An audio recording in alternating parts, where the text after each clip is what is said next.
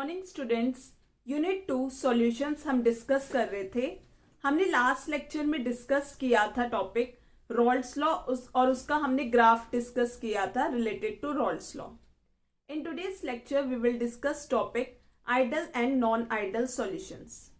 Now students, ideal solutions कौन से solutions होते हैं? जो रॉल्स लॉ को फॉलो करते हैं at all concentration and temperature, वो सॉल्यूशन कहलाते हैं आइडल सॉल्यूशन। नाउ स्टूडेंट्स, अब हम रॉल्स लॉ को देखते हैं। रॉल्स लॉ क्या कहता है कि इन अ सॉल्यूशन जो पार्शियल वेपर प्रेशर है ऑफ ईच कंपोनेंट वो डायरेक्टली प्रोपोर्शनल होता है to the mole fraction of that component के। नाउ स्टूडेंट्स, हमने दो लिक्विड्स लिए हैं जो कि दोनों कैसे हैं, वॉलेटाइल इन नेचर है, यानी दोनों कैसे वेपर्स फॉर्म करेंगे।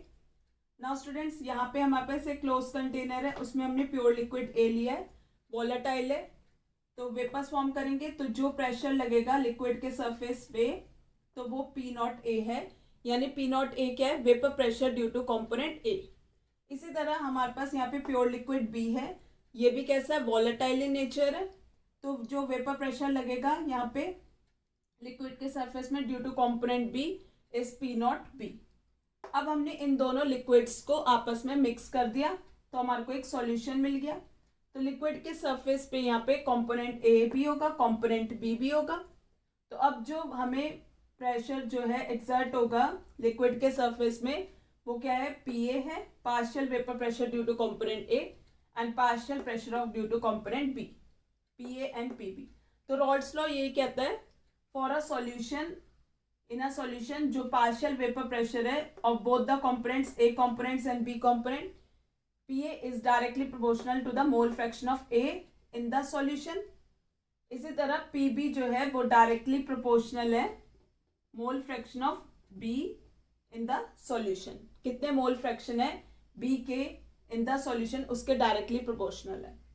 नाउ स्टूडेंट्स, हम प्रोपोर्शनैलिटी साइन हटाएंगे। PA equals to P not A into X A and PB equals to P not B into X B, जहां पी ए नॉट ए क्या है, vapour pressure due to pure liquid A and P not B is the vapour pressure of pure liquid B.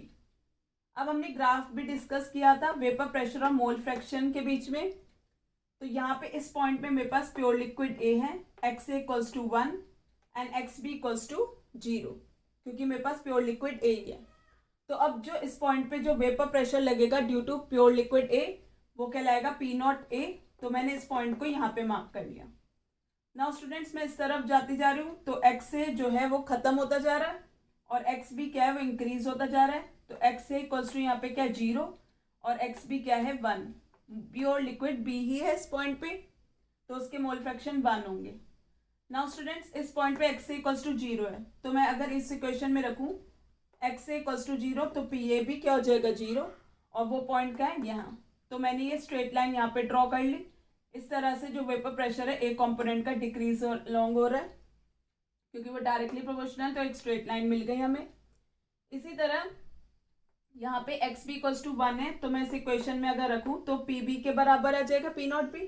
तो अब vapour pressure due to component B लग रहा है, तो P not B, इस point को मैंने यहाँ ले लिया, इसके नीचे लिया क्योंकि मैंने P not A is greater than P not B माना है यहाँ पे। तो इसी तरह इस पॉइंट पे यहाँ पे एक्स बी 0 है, तो अगर मैंने यहाँ पे एक्स बी 0 रख दिया तो पी बी भी क्या हो जाएगा 0, वो पॉइंट ये। तो इस तरह से मैंने ये लाइन भी ड्रॉ कर ली।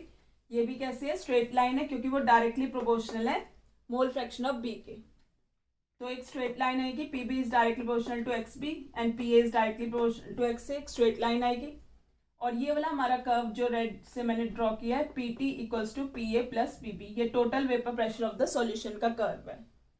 नाउ स्टूडेंट्स, आइडल सॉल्यूशन वो सॉल्यूशन है जो रॉल्स लॉ को फॉलो करता है at all conditions of temperature and concentration.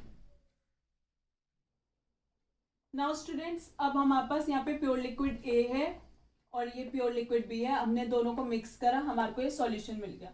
तो आइडल सॉल्यूशन वो कहता है कि यहाँ पे वो सॉल्यूशन है कि जहाँ पे इंटरमोलिकुलर इंटरेक्शंस है बिटवीन कंपोनेंट्स ए और बी के बीच में, जो इंटरमोलिकुलर इंटरेक्शंस है वो किसके बराबर है, जब ये प्योर लिक्विड ए के इंटरेक्शंस के बराबर है और जब ये प्योर लिक्विड बी में था बी इंटरेक्शंस के बराबर है। तो ideal solution of the components A and B is defined as the solution जहाँ पे intermolecular interactions between the components A B attractions किसके बराबर है, are of the same magnitude as the intermolecular interactions found in the pure components, जब वो अकेला था यहाँ पे ए इंटरेक्शंस और जब बी बी इंटरेक्शंस के बराबर होगा ए बी इंटरेक्शंस। ये रॉल्ड्स लॉ ये आइडियल सॉल्यूशन कहता है।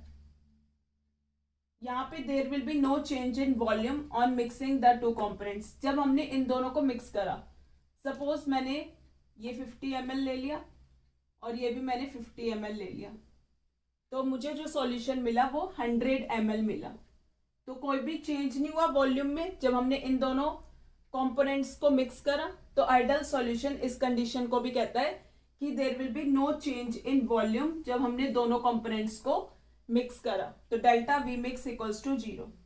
नेक्स्ट कंडीशन ये है कि कोई भी चेंज नहीं होगा एंथैल्पी में, कोई भी हीट इवॉल्व नहीं होगी, ना हीट अब्सॉर्ब होगी जब हमने दोनों कंपोनेंट्स को मिक्स करा, यानी delta H mix equals to 0। Ideal solution ये भी कंडीशन को फॉलो करता है। तो ये सारी कंडीशंस जो फॉलो करे वो आइडियल सॉल्यूशन कहलाता है। पहली कंडीशन हमने डिस्कस की थी, आइडियल सॉल्यूशन वो सॉल्यूशन है जो रॉल्ड्स लॉ को फॉलो करता है at all concentration and temperature.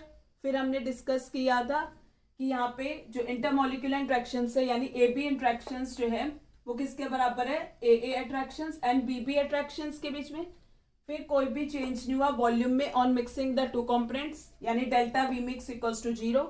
और जब हमने दोनों कंपोनेंट्स को आपस में मिक्स किया तो कोई भी चेंज नहीं हुआ एंथैल्पी में, यानी डेल्टा एच मिक्स भी क्या है 0। कोई भी हीट इवॉल्व नहीं हुई, ना ही हीट अब्सॉर्ब हुई जब हमने इन दोनों को मिक्स करा।